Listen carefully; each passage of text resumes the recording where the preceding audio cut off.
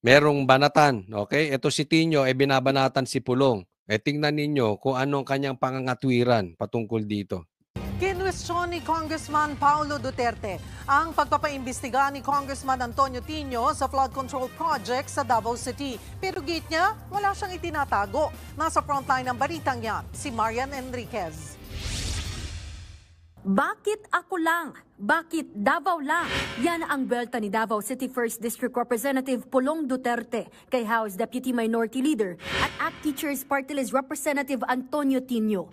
Kasunod ito ng paghiling ni Tino sa Independent Commission for Infrastructure o ICI na paimbestigahan ang nasa 4.4 billion pesos na mga proyekto sa Davao River at Matina River sa Davao City. Ang mga proyekto ay nasa distrito ni Pulong. Tanong tuloy ni Pulong kung totoong objective raw si Tino bakit hindi niya sabay-sabay ihabla ang mga distrito na may anomalya sa flood control. Bukas naman daw siya sa investigasyon. Wala raw siyang tinatago, walang tinatakbuhan at wala ring kinatatakutan. Mas mabuti na raw klaro ang lahat kaysa puro sigaw sa media. Etong to si Tino na ito, supot yan eh. Supot, hindi ko alam kung bakla yung animal na yan. Ha?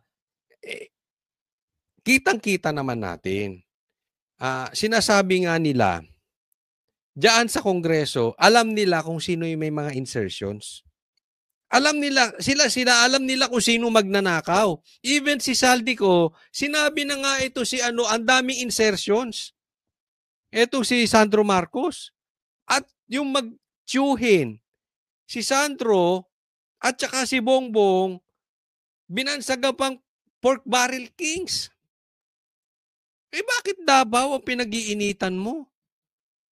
Tingnan mong gago tong si etong si Tino na ito. Halatang halata ito mga ikaw ba Tino komunista? Ako yung nagtatanong lang. Diretsaan na tayong tanungan. Kasi alam naman natin, ang mga Duterte ay lumalaban dyan sa mga komunista, sa mga makakaliwa, sa mga rebelde, sa mga CPP, NPA. Kayong teacher party list ba ito? Pambira, wala kayong naitutulong sa Pilipinas. Maniwala kayong party list. Ako'y talagang ayoko na nitong party list. Pasensya na po, may mga matitinong party list ha. Merong Youth Duterte party list, merong PPP, meron niya marami po matitinong party list. Kaya lang ang problema dito sa matitinong party list, mas marami yung mga tarantadong party list. Naapektuhan eh. Pag isusuma total mo, mas maraming naidudulot na masama itong party list. Lantara na yung insertion nung magtiyuhin. At nakikita natin ang dami ng ghost projects ay nasa Bulacan. Tapos ang gusto mong paimbestigahan, Davao. Tingnan mo tong alam mo ang mga galit sa Duterte, yung mga komunista lang o adik. Ako sa nakikita ko sa totoo lang, yung sobrang galit sa Duterte. Kasi pwede ka namang galit sa Duterte dahil hindi ka adik pero meron kang mahal sa buhay. Meron nga akong kilala na vlogger, di umano. Yung syota niya, adik, nadali. May mga ganun eh. Di ba? Kaya galit sa Duterte. Yung iba naman komunista o meron ka mag-anak na komunista. Yung nangingitnab ng bata.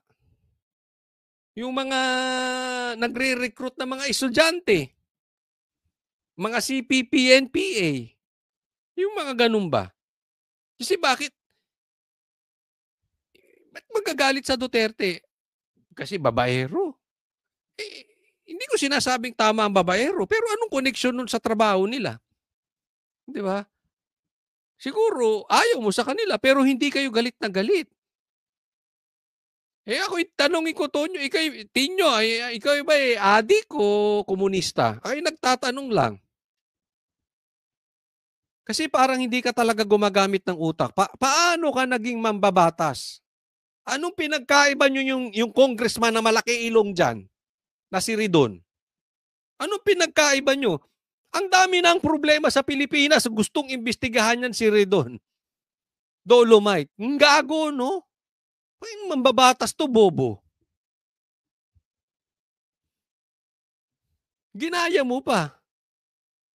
Ang unlad-unlad ng Davao, walang utang. Hindi ko sa pinagtitanggol si Pulong. Marami rin akong ayaw kay Pulong. 'Di ba? Wala namang perpekto eh. Kahit kay PRRD, marami din akong ayaw. Pero suma total niya, mas marami akong gusto kasi nakakatulong sa bansa eh. Wala namang perpekto. Pero kayong mga animal kayo, kayong mga teacher party list, kayong mga akbayan, wala kayong naitutulong sa Pilipinas, animal. Wala na kayong naitutulong, ginugulo nyo pa. Pero kailangan daw itama ni Tino ang kanyang mga pahayag.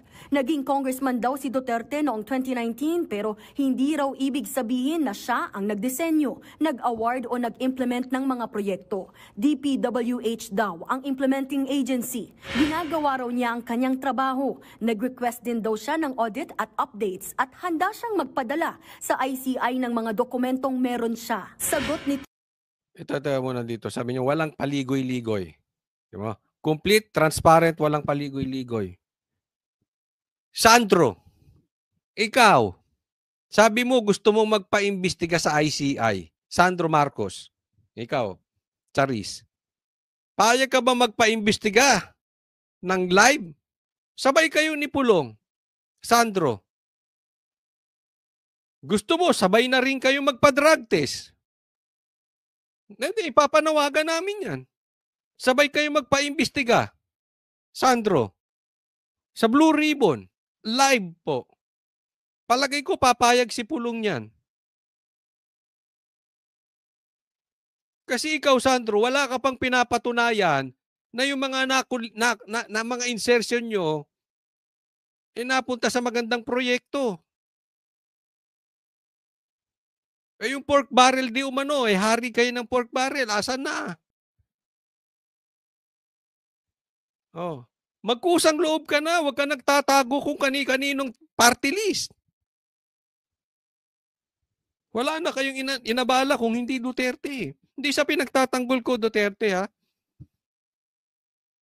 Pero hindi natin matatapos tong nakawan dito sa mga ghost projects kung lahat Duterte.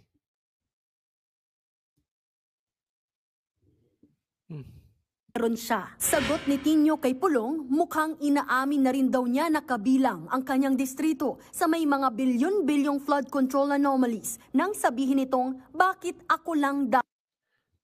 Tingnan mong bobo to. Alam mo,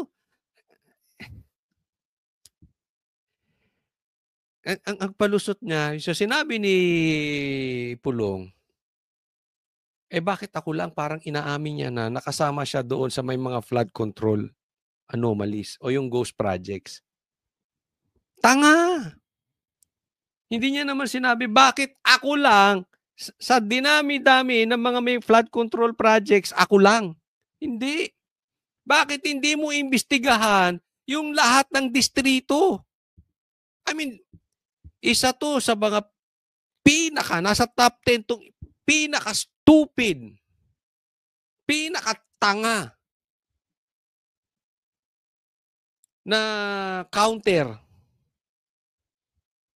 Nasa top 10 to. Pag-amin nyo, bakit ako lang? Parang halimbawa, hinamon mo ako ng drug test. Ba't ako lang? Dalawa tayo. Isama mo si Bongbong. Di ba? Para sinabi mo, Coach, adik ka ba? Hindi. Magpa-drug. Bakit ako? Di ba? Harassment yan. Huwag tayo maglokohan. Alam mo, alam ng mga katulad mo, you know what I'm saying. Alam ng mga katulad mo, yung style na ganyan, pinapatrabaho. Kasi may ganyan din sa vloggers eh. Pag pinatrabaho nyo yung vlogger, kasi naging biktima ang banateros niyan. Pinatrabaho din. Bakit nyo i-isolate? Ako po, payag ako. Sige. Magpa-drug test ako araw-araw. Pero wag ako lang. Harassment yun eh. Sabay tayo. Si Bongbong, sabay kami. Sabi, presidente yun, hindi mo naman kasabay. O di tayo. Isabay mo yung mga vloggers mong ano, dyan sa pink. Dyan sa ano, maraming addict dyan. Sa pula. Oh. Payag ako. Ganun, kasimple, di ba? As simple as that. Kasi tinatrabaho nyo Duterte. Yaan ang totoo. Papatunayan ko sa inyo. Okay? Relax ka lang. Relax ka lang, Brad. Maya-maya lang. Itatapik natin. Papatunayan ko sa inyo. Hindi naniniwala ang taong bayan diyan sa mga pinaggagawa ninyo. Dahil alam nila, tinatrabaho nyo lang ang Duterte. Papakita ko sa inyo. Diyan lang kayo. Pinasalamatan nito ang pagiging prangka ng kongresista. Pero umaasa si Tino na makikipagtulungan si Pulong sa investigasyon. Iginiit pa niya na mula Davao hanggang Malacanang, lahat ng sangkot ay dapat managot. Nagbabalik Lahat, mula Davao hanggang Malacanang, lahat ng sangkot managot. Tarantado ka. Tapos Davao lang ang gusto mong imbestigahan. Ay, ba't hindi mo imbestigahan ng Ilocos Norte? Ba't hindi mo imbestigahan ng Bulacan? Ang Leyte? Di ba? 1,000, isang gago itong tao na ito. Ako, tingin ko sa mga taong ganyan, supot eh. Bakit? Walang paninindigan. Doon sila sa safe eh. Safe ka nga naman pagka nasa panig ka ni Bongbong at saka ni Tambi. Diba? Haya-hayang buhay nila dyan eh. Anong kasuputan yung ginagawa mo?